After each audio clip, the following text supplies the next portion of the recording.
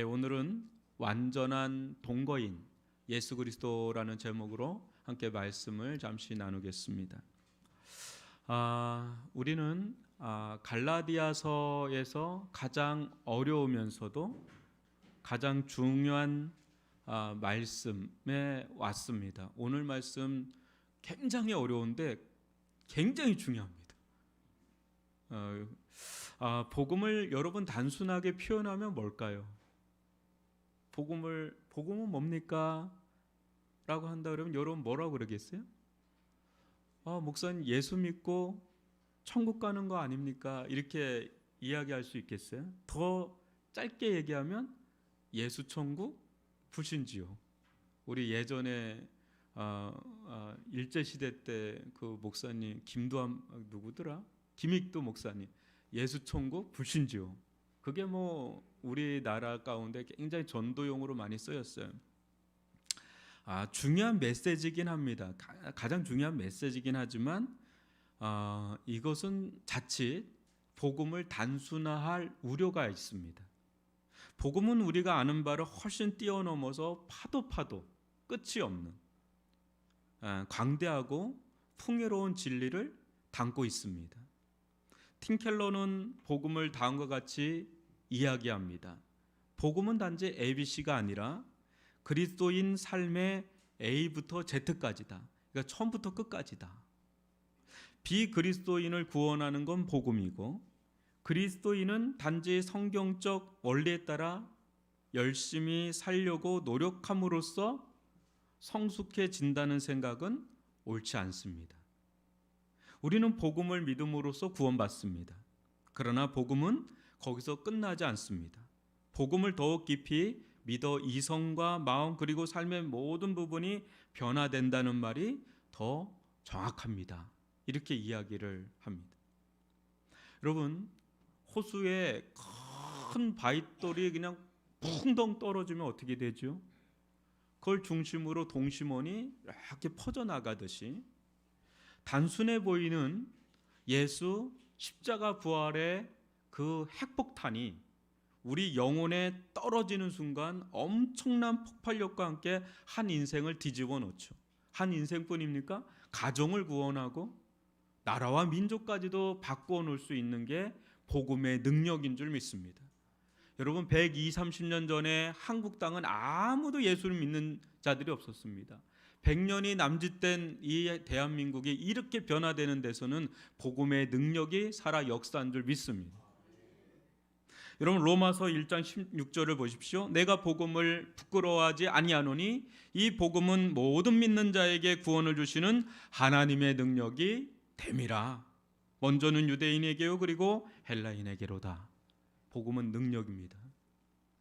불의 전차로 잘 알려진 에릭 리들이라는 아주 영국의 촉망받던 육상 선수가 있었습니다. 그는 주 종목이 100m입니다. 근데 이 결승전이 이루어지는 날이 주일이래서 이 사람이 저는 주일에는 뛰지 않습니다 라고 하는 엄청난 말을 남기고 포기합니다.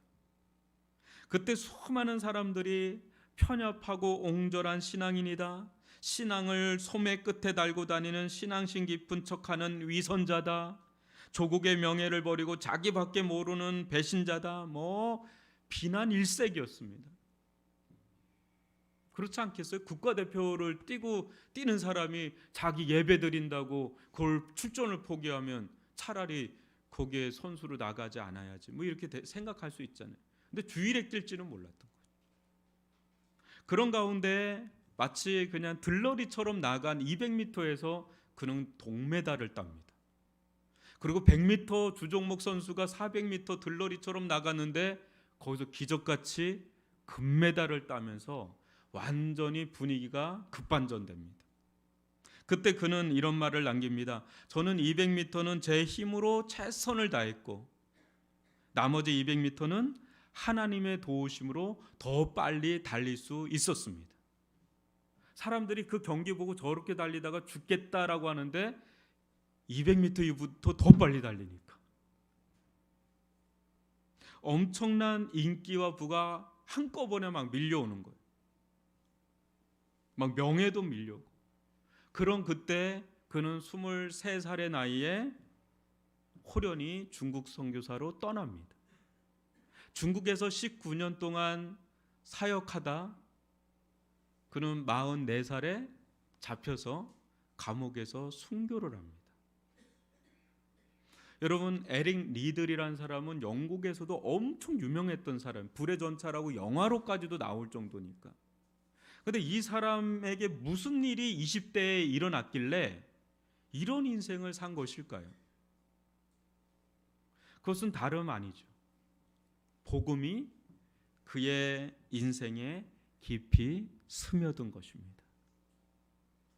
단순해 보이는 이 복음이 어떻게 우리 인생에 이토록 지대한 영향과 변화를 일으키는지 오늘 말씀을 통해 이 복음의 실체, 이 복음의 확장성에 대해서 함께 살펴보도록 하겠습니다.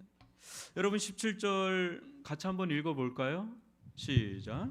만일 우리가 그리스도 안에서 어렵게 되려 하다가 죄인으로 드러나면 그리스도께서 죄를 짓게 한 자가 결코 그럴 수 없느니라.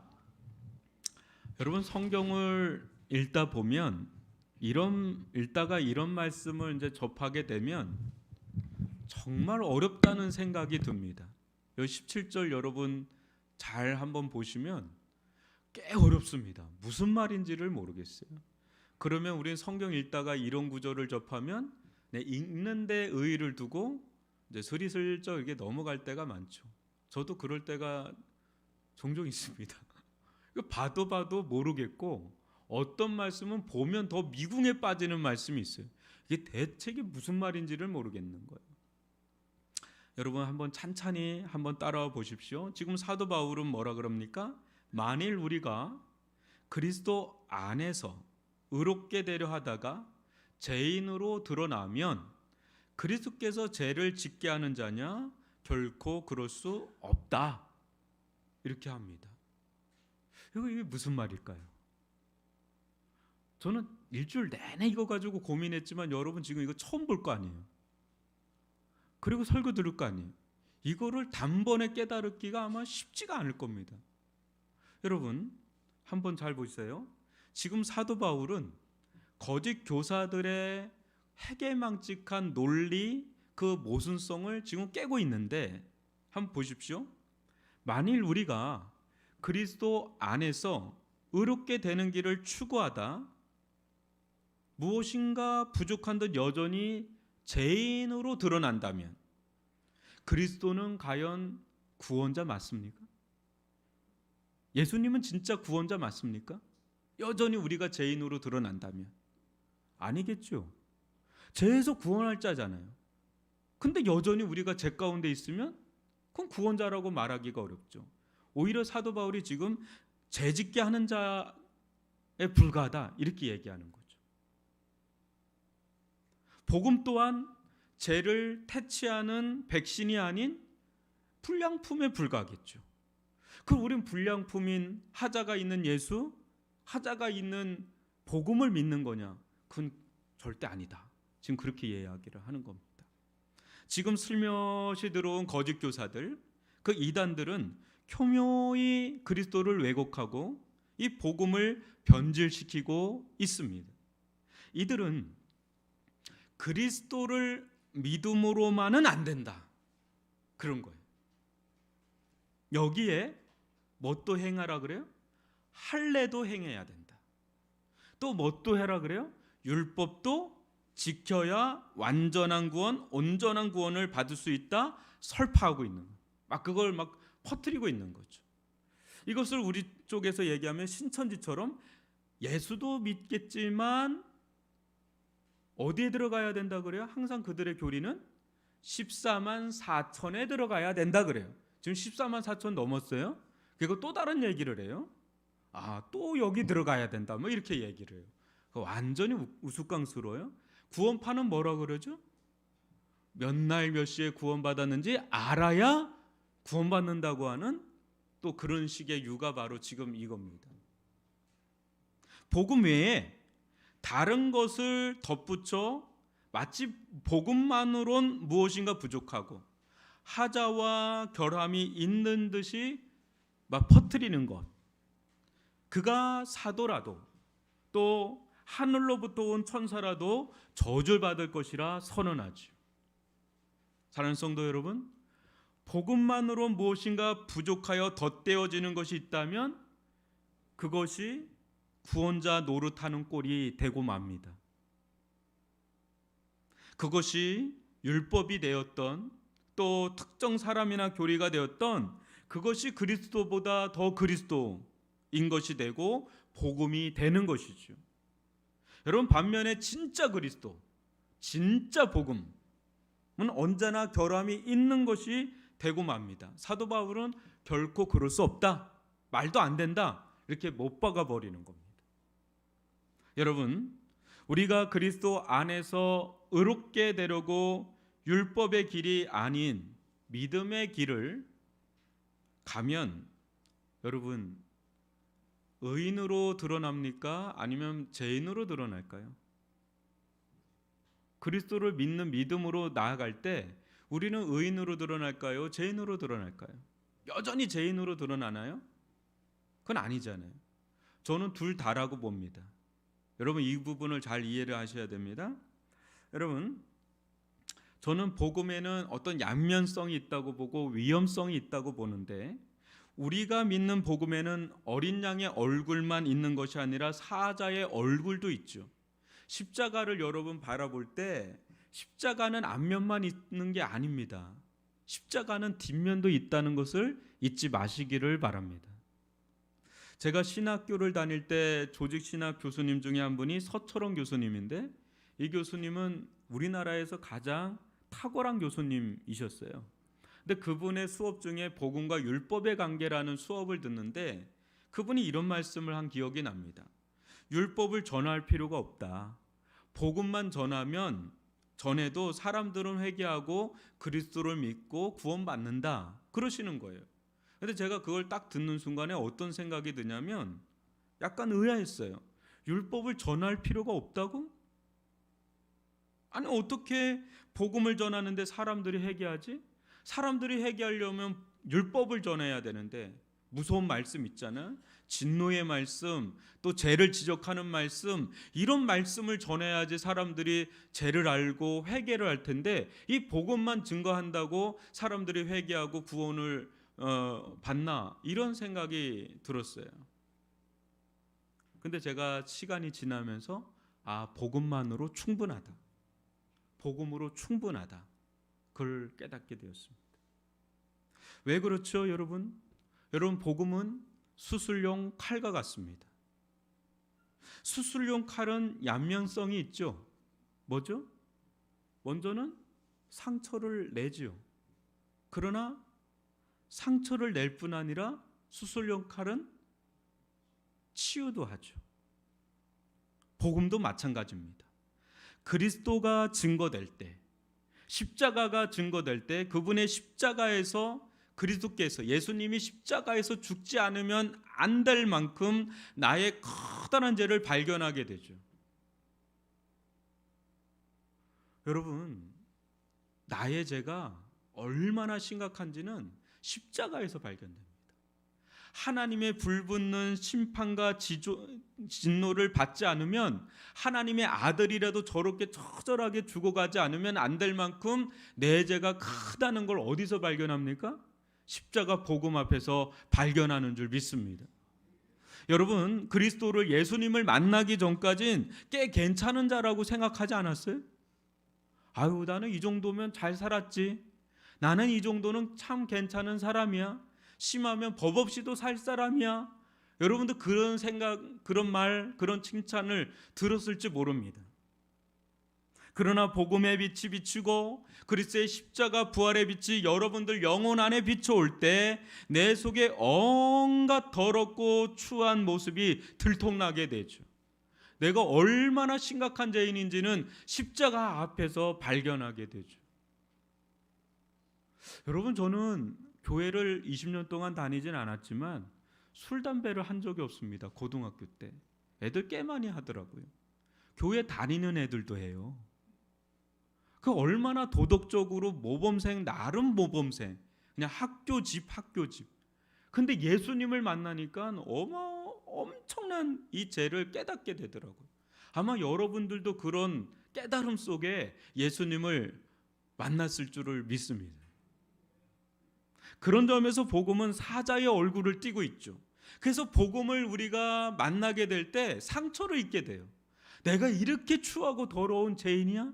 나는 이 정도일 줄은 몰랐어. 이걸 깨닫게 돼서 막 엉엉 울죠. 막 속이 마음이 내려놓지요. 그러나 복음은 개복만 하고 내버려 두지 않습니다. 암덩어리 같은 죄를 도려내고 은혜의 실로 꿰매어 치료를 하죠. 그것이 십자가에서 만드신 영고인 용서의 피, 사랑의 피입니다. 그 피로 말미암아 나의 죄가 완전히 깨끗해졌고 나는 더 이상 뭡니까? 죄인이 아니라 의인이고 하나님의 자녀로 발견되는 줄 믿습니다. 만약 그렇지 않을 것이면 그리스도의 죽음은 정말 헛될 뿐이죠. 그분이 헛되지 않으면 부활로 증명되었습니다. 죄와 사망이 완전 종결됐다는 승정고가 바로 부활이죠. 사랑하는 성도 여러분, 그리스도는 여러분의 인생을 전적으로 의탁해도 안전한 완전하신 구원자인 줄 믿습니다. 예수의 복음은 조금도 부족함이 없는 완전한 복음입니다. 다른 것을 덧대거나 추구하지 마십시오. 우리는 오직 그리스도를 전적으로 믿고 따를 뿐이고 복음을 전적으로 믿고 의지할 뿐입니다. 복음만으로 여러분 충분합니다. 복음만으로 충분합니다. 자유하시기 바랍니다. 여러분이 복음 외에 다른 걸 뭔가 더 추가해야 되고 뭔가 더 해야 된다는 그런 강박관념에서 자유하시기를 바랍니다. 복음만으로 충분합니다. 그러나 거짓 교사들과 이단들의 농간에 넘어간 수많은 갈라디아 성도들은 그리스도로만은 안 된다. 할례도 율법도 해야 된다. 그러면서 다시 구원자처럼 이런 것들을 다시 세우는 우를 범하게 됩니다. 여러분 18절로 19절을 교독으로 읽어봅니다. 만일 우리가 헐었던 것을 다시 세우면 내가 나를 범법자로 만드는 것이라. 내가 율법으로 말미암아 율법에 대하여 죽었나니 이는 하나님에 대하여 살려 함이라. 아멘. 여러분 율법은 그리스도가 아닙니다. 율법은 메시아도 아니고 구원자도 아니죠. 여러분 율법은 뭘까요? 우리가 죄인임을 일깨우는 알려주는 몽학 선생에 불과합니다. 마침내 그리스도요 메시아요 구원자이신 하나님의 아들 예수 그리스도께서 오셨습니다. 예수 안에서 율법은 어떻게 됐을까요? 허물어졌고 죽었습니다. 종인 율법이 잠시 차지하고 있던 그 자리를 진짜 주인이신 예수님이 와서 차지하셨습니다. 근데 갈라디아 성도들은 예수 그리스도는 오히려 밀어내고 다시 율법을 불러들여서 율법의 종이 되고 죄의 종이 되고 사탄의 종이 되고 사망의 종이 되려고 하니까 바울이 얼마나 속이 터지겠어요. 예수님이 우리를 구원하시는 진짜 구원자가 오셨는데 우리를 구원할 능력도 없는 율법을 다시금 붙잡고 있으니까 얼마나 속이 터지겠어요. 여러분 율법은 우리를 구원할 수 없습니다. 율법은 우리가 본래 죄의 종이었음을 그냥 알려줄 뿐입니다. 죄의 종일 뿐 아니라 우리는 죽을 뿐 아니라 장차 하나님의 진노와 심판을 받을 수밖에 없는 자임을 알려주는 역할만 하는 것이 율법입니다. 율법은 이 모든 세력으로부터 우리를 구원할 능력이 1도 없습니다. 여러분 율법도 능력이 없고 우리를 구원할 능력이 없고 또 그런 율법을 지킬 능력이 없는 우리들이 그 무엇을 한다 한들 거기서 선한 것이 나오겠습니까? 오히려 악만 추구할 뿐이죠. 여러분 율법 다 지킬 수 있어요? 못하잖아요. 율법도 우리를 못 구원해요. 우리는 율법을 못 지키고 답이 없는 길로 들어가고 있다라고 사도 바울이 보고 있는 것입니다. 갈라디아 성도들이 빠진 가장 큰 오류는 복음과 율법과의 관계입니다. 이는 우리도 충분히 빠질 수 있기 때문에 여러분 잘 들어보시기 바랍니다. 자, 사도 바울의 말을 다시 보세요. 내가 율법으로 말미암아 율법에 대하여 죽었나니 이는 하나님에 대하여 살려 함이라. 여러분 이 말씀 어떻죠? 어려워요, 쉬워요? 백날 막 이거 성경 여러분 100번 1000번 읽어도 이 말씀 이해하기가 쉽지 않아요. 이거 무슨 말이야 대체? 여러분 잘 따라오시기 바랍니다. 여기서 이 말씀에서 여러분 생각해야 될 게 두 가지입니다. 하나는 율법 안에 있는 나와 예수 안에 있는 나를 생각해 보셔야 됩니다. 이 말도 좀 어렵게 느껴진다면 다르게 표현하면 이런 겁니다. 아담 안에 있는 나와 예수 안에 있는 나입니다. 요것도 또 어렵게 느껴지시면 어쩔 수 없습니다. 어쩔 수 없습니다. 자, 보십시오. 여러분 아담을 본 적 있으세요? 아담을 본 적 있으세요? 만난 적 있어요? 근데 아담은 여러분들과 관계가 있을까요? 없을까요? 우리와 관계가 있는 건 부모님이겠지만 성경은 계속 아담과 너희들이 관계가 있다라고 얘기하거든요. 한 번도 본 적이 없는데, 만난 적도 없는데. 근데 여러분은 아실 거예요. 아담의 그 죄성이 우리 안에 있다는 것을 체감하고 아마 느끼면서 지금까지 살아왔을 거예요. 그죠? 여러분 애들 키워봤죠? 애들 키워보면서 깜짝깜짝 놀랄 때가 언제죠? 아니 내가 거짓말을 가르쳐주지 않았는데 얘가 거짓말을 해요. 여기 뒤에 딱 숨겨놓고 없더 뭐 이래요. 있거든요. 그거 어떻게 그랬는지 몰라요. 그리고 애들한테 너 이기적으로 살아야 돼. 제발 이기적으로 살아야 이 세상 살아갈 수. 이거 가르쳐주는 부모가 누가 있어요? 근데 탁 그냥 사탕 잡고 절대 안 놓잖아요. 그죠? 양쪽으로 잡고 절대 안 놓고 막 이래 뻗당기잖아요. 그러면 그게 살 달래가지고 한쪽 펴서 빼먹고 그랬잖아요. 여러분 애들 키우면서 참 놀라는 게 야, 인간은 죄인이구나 이걸 깨닫게 돼요. 여러분 우리는 태어난 것밖에 없는데 어느 순간에 내가 너무 싫을 때 있지 않습니까? 어떤 사람이 연쇄살인을 하고 난 뒤에 붙잡혔는데 그 사람이 하는 말이 뭔지 아세요? 내 안에 괴물이 있다 그래요. 괴물 같은 나를 발견할 때가 있어요. 참 인간이 얼마나 내가 너무 진절이 날 정도로 싫을 때가 있다는 거죠. 여러분 이는 우리가 아담 안에 있기 때문에 그렇습니다. 아담 안에.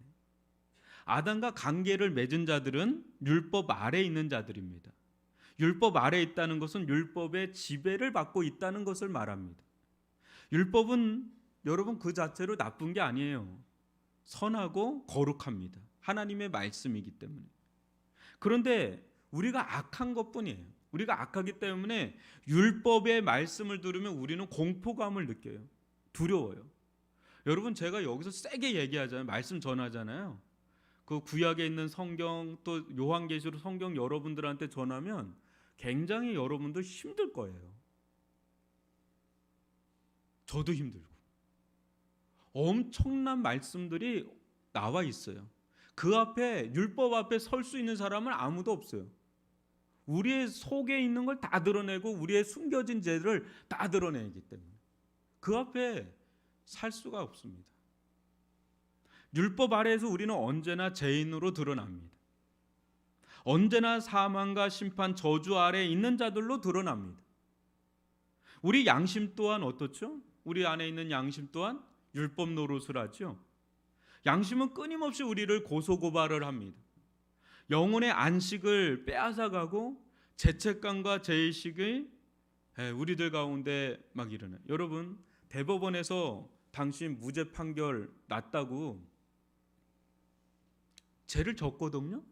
근데 막 어떻게 해가지고 무죄 판결을 받았다고 한들 여러분 우리 영혼 안에 있는 죄책감과 죄의식은 사라지지 않습니다. 평생 사라지지 않습니다. 아무도 모르게 죄를 지었어도 여러분 소용이 없는 것이 양심은 두 눈 시퍼렇게 살아서 나를 노려보고 송사합니다. 너 그때 그거 했지. 너 그때 그거 했지. 너 그때 그거 했지. 사람은 몰라도 하나님은 알아 하면서 그렇게 계속해요. 어떻게 자유해요? 자유할 수가 없죠. 어느 때는 목이 조여와요. 여러분, 제 아래에 있는 영혼은 세상 어디를 가도 쉼이 없어요. 쉼을 못 누려요. 근데 우리에게 어느 날 구원자이신 예수 그리스도가 찾아오셨습니다. 예수님은 율법 안에 있던 나, 또 아담 안에 있던 나, 그래야 아무런 소망 없이 살던 나, 악한 세상에 속해 이리저리 끌려다니던 나를 강한 손으로 끄집어내사 예수 안에 있는 자, 하나님의 백성, 하나님의 자녀로 삼아주신 줄 믿습니다. 우리를 완전히 이전시킨 거예요. 뿌리를 뽑아서 우리를 완전히 하나님의 나라로 옮기신 분이 바로 예수 그리스도이십니다. 이제 나는 율법과 관계가 없습니다. 이제 나는 죄와는 관계가 없습니다. 이제 나는 사망과 사탄과 관계가 없습니다. 이제 나는 예수 그리스도께 속했습니다. 이제 나는 누구와 관계가 있어요? 이제는 나는 예수와 관계를 맺은 자다라는 거예요. 이것을 성경은 결혼에 비유합니다. 우리는 이제 예수님과 결혼을 해서 예수님과 한 몸을 이룬 예수님과 연합된 자라고 성경은 우리에게 말씀하고 있습니다. 여러분 지금 시집장가 다 가셨죠? 여러분들은 누구에 있는 겁니까? 누구에게 속한 겁니까? 남편에게 속해 있는 거고 아내에게 속해 있는 것처럼 우리는 모든 걸로부터 자유돼서 누구에게 지금 속해 있는 겁니까? 신랑 되신 예수님과 관계를 맺은 연합한 한 몸이 된 그런 지체가 바로 그리스도인 줄 믿습니다. 이제 저나 여러분은 율법이나 아담이 아닌 예수 안에 있는 자인데 이게 믿겨지지가 않기 때문에 뭐 엉뚱한 거를 또 쫓는데 여러분 그러면 안 됩니다. 나는 예수 안에 있는 자임을 믿으시기를 바랍니다. 복음은 우리를 율법과 죄의 세력에서 벗어나 예수 안에 있게 하는 하나님의 능력이 됩니다. 북한에서 남한으로 왔는데 계속해서 뭔가 나 쫓아오는 건 아닌가? 내가 이렇게 살아도 되냐? 그러면 안 되잖아요. 북한에서 남한으로 오면 자유를 누릴 수 있는 것처럼 복음 안에서 우리는 자유합니다. 여러분 자유하시길 바랍니다. 이제는 율법으로부터 자유하시길 바라고, 죄로부터도 자유하시길 바라고, 사망으로부터 자유하시길 바라고, 사탄으로부터 자유하시길 바라고, 세상으로부터 자유하시기를 바랍니다. 여러분은 완전 자유자가 되었습니다. 이제 이 자유한 마음으로 하나님을 섬기며 사랑하며 하나님을 향해서 살게 되었습니다.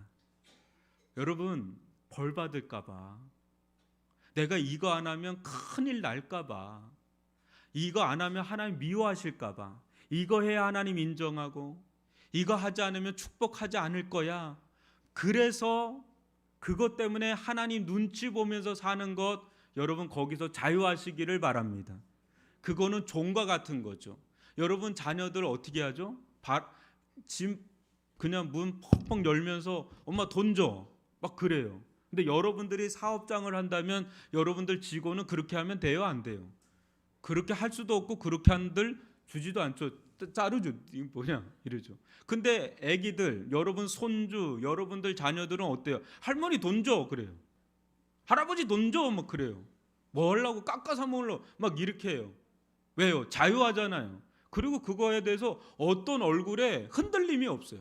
눈동자에 흔들림이 없이 당연한 듯이 그렇게 해요. 우리는 누굽니까? 종입니까? 하나님의 자녀입니까? 하나님의 자녀인 줄 믿습니다. 하나님은 우리가 자유한 마음으로, 기뻐하는 마음으로, 즐거워하는 마음으로, 자원하는 마음으로 나와서 하나님을 기뻐하며 섬기기를 그 누구보다 원하십니다.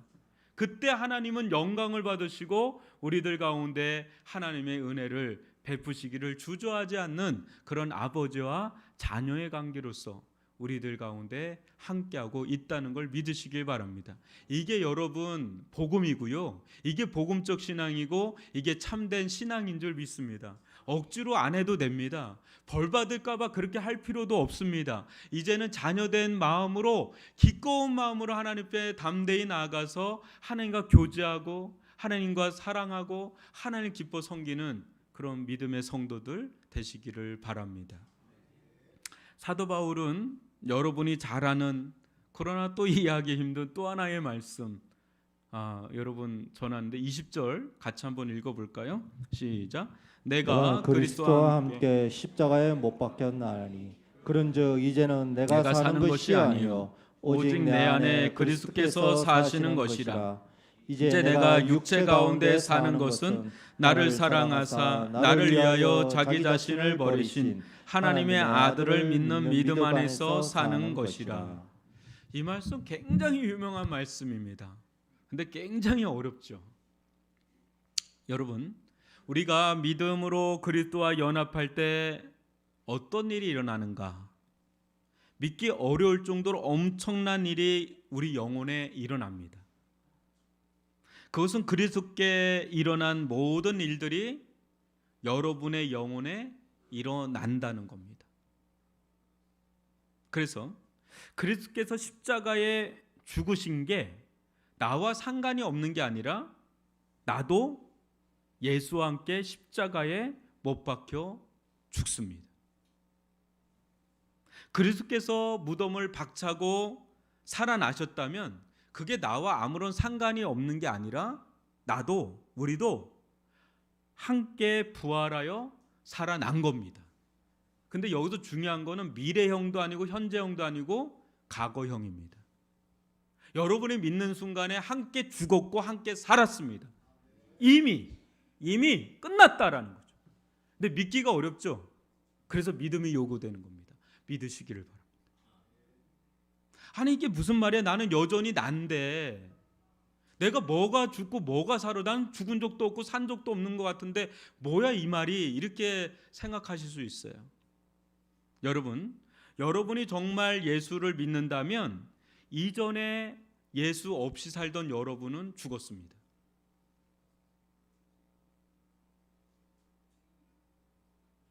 반면에 여러분 안에 예수께서 성령을 통해서 들어가서 함께 동고동락하며 사는 일이 일어납니다.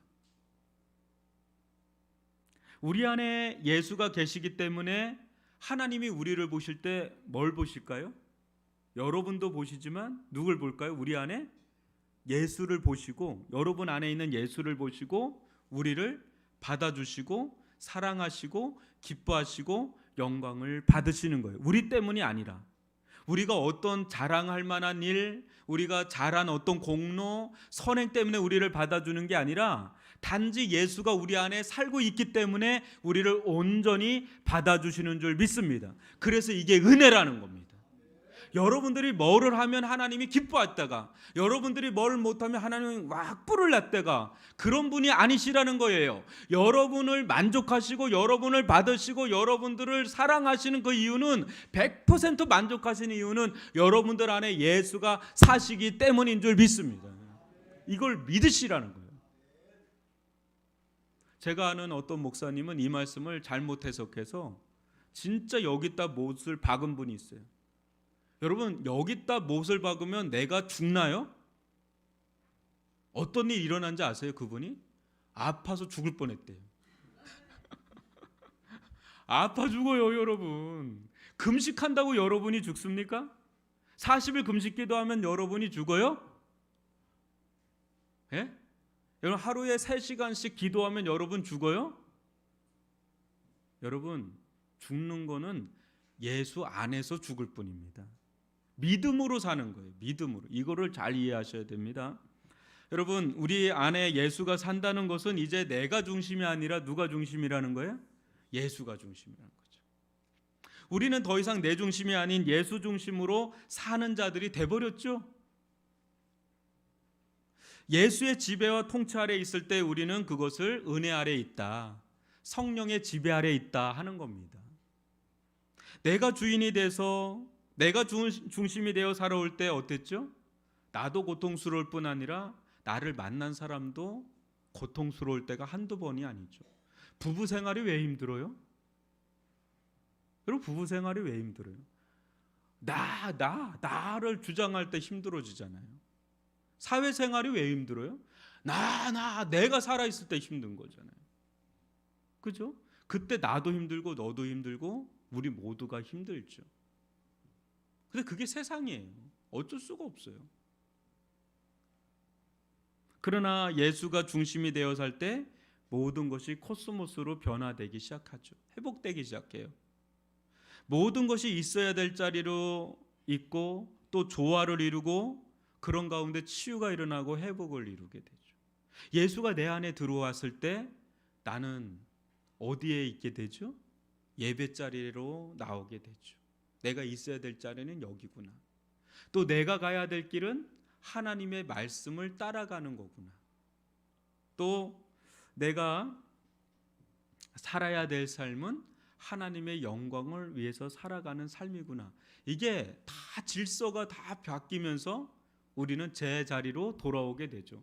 그때 치유가 일어나고 회복이 일어나고 변화가 일어나고 그러면서 하나님을 향해서 사는 그 기쁨이 얼마나 놀라운지 감격하게 되고 놀라게 되고 여러분 우리가 있어야 될 자리로 오기만 해도 회복이 일어나요. 우리의 몸도요 내가 있어야 될 자리에 있으면 몸이 회복이 돼요. 정신도 회복이 되고 영혼도 살아나게 되는 줄 믿습니다.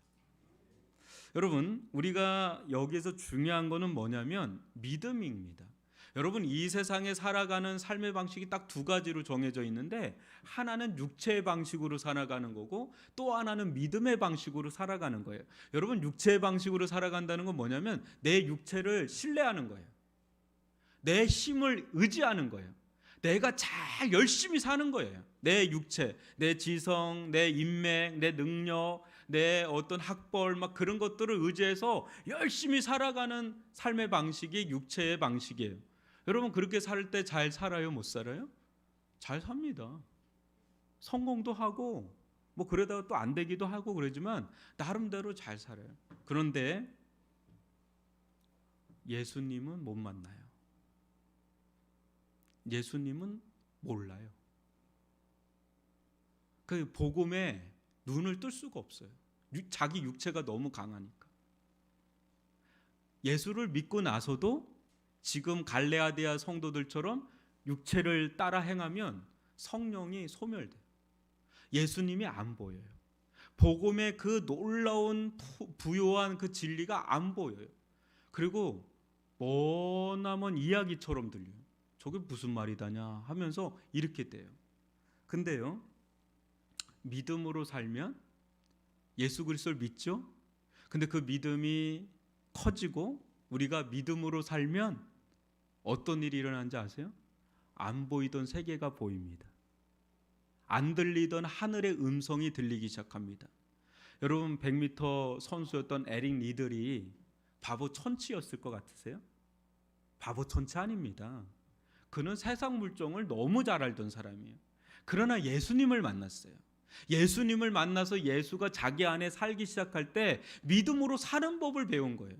육체, 그 사람 뛰는 사람이니까 그야말로 육체를 따라 살 수 있는 사람인데 그런 게 아니라 믿음으로 사는 법을 그걸 터득을 한 거예요. 그때 그에게는 다른 영광, 다른 종기가 보이기 시작한 거죠. 이 생명을 주님께 온전히 내어 바쳐야 되겠다 하면서 중국 선교사로 나갔고 19년 동안 사역하다 순교를 했습니다. 짐 엘리엇이라고 하는 미국의 유명한 명문대 출신의 촉망받던 젊은이가 있었습니다. 이 사람도 예수님을 만났어요. 그때 그는 눈이 떠진 거죠. 영혼에 대해서 눈이 떠지고 하나님의 영광에 대해서 눈이 떠질 때 이런 기도를 합니다. 주님, 성공하게 하소서. 높은 자리에 오른다는 뜻이 아니라 제 삶이 하나님을 아는 가치를 드러내는 전시품이 되게 하소서. 사람들이 자기를 볼 때 하나님을 아는 가치가 얼마나 놀라운지를 자기의 삶을 통해서 보게 하여 주소서. 이렇게 기도를 하고 선교지로 가자마자 순교당합니다. 그런데 이 사람의 이야기는 계속해서 회자가 돼서 얼마나 많은 사람들이 이때 선교에 동원을 했는지 가히 놀라울 정도의 믿음의 사람입니다. 여러분 이 사람들이 대단한 게 아니라 이 사람들이 우리와 뭔가 다른 특출난 것이 있어서가 아니라 믿음으로 살았다는 거죠. 여러분, 믿음이 있는 사람들은 다른 세계가 열리는 줄 믿습니다. 하늘의 음성이 들리는 줄 믿습니다. 그것이 들리면 도저히 그 길을 가지 않을 수 없는 사람이 되죠. 여러분, 이 세상 가운데 육체의 방식으로 살아가는 길만 있는 게 아니라 믿음의 방식으로 살아가는 길이 있다는 걸 믿으시길 바랍니다. 여러분의 선행, 여러분들이 어떻게 좀 잘 살면 좀 더 나은 사람이 되고 좀 더 인정받는 사람이 되는 게 아니에요, 여러분. 여러분이 어떤 일을 해도 하나님께 인정받을 수가 없습니다. 여러분이 어떤 일을 해도 하나님께서 만족할 만한 좋은 사람이 될 수가 없습니다. 거기에서 자유하시기를 바랍니다. 이렇게 하면 하나님께 나를 인정받을 수 있는 거 아니야? 이렇게 하면 하나님이 나 축복하시는 거 아니야? 이렇게 해야 하나님 나 사랑하는 거 아니야? 이렇게 해야 하나님이 나를 좀 더 나은 사람으로 해주는 거 아니야? 아닙니다, 여러분. 그런 거 정도로 하나님께서 만족할 분이 아닙니다. 여러분, 하나님은 오직 예수님만 만족시킬 수 있는 분이세요. 그렇기 때문에 예수님을 믿는 길 외에는 구원의 길이 없는 줄 믿습니다. 기분 나쁜 얼굴들을 좀 피세요. 여러분, 21절 읽어볼까요? 사도 바울의 마지막 고백인데 같이 한번 읽어보죠. 내가 하나님의 은혜를 패하지 아니하노니 만일 의롭게 되는 것이 율법으로 말미암으면 그리스도께서 헛되이 죽으셨느니라. 여러분, 율법은 할례는 여기에 끼일 자리가 없습니다. 복음은 하나님의 완전한 은혜입니다. 우리의 구원을 완전하게, 완전 무결하게 이루실 그 완전품은 오직 복음이요 예수 그리스도 한 분밖에 없는 줄 믿습니다. 그렇기 때문에 여러분, 자유하서 그 어떤 거에 얽매임 없이 오직 예수님께 믿음으로 붙잡혀 사는 저와 여러분이 될 수 있기를 바랍니다. 하나님은 이미 여러분을 인정해 주셨고 이미 여러분을 사랑하고 계시고 이미 여러분을 하나님의 자녀로 백성으로 삼아 주셨습니다. 그리고 더 놀라운 것은 이미 하나님은 예수님을 성령을 통해서 우리 가운데 보내셔서 예수님이 여러분들 안에 계십니다.